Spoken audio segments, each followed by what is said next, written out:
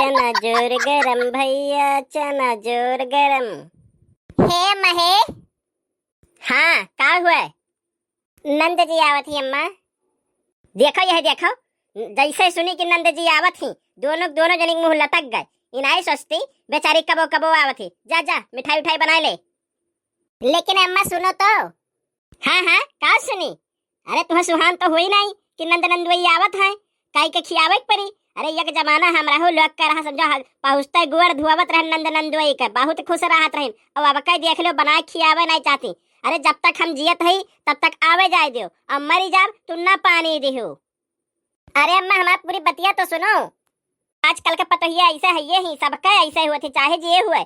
जैसे नंद का नाम सुनत ही तैसे जैसे लागल मुँह करिखा लागी गए, वो पानी नहीं देवे चाहती। का बुढ़िया मत से तू बिड़ बिड़ के है हो। हमरे लोग की कहत रहन हमरे लोग का नंद नहीं तो हां नंद आवत ही। ओए भतार का टोका करे चली आवत ही हमार खून पिए के। तो अम्मा का कहा चाय मिठाइया बनाई? नहीं नहीं कुछ नहीं बनावे खा। आई है वे उन्हें भेलिक पानी दे दियो। अरे अपने टाइम में हम बहुत भूजे ही, तो हमार जेरा जाना था।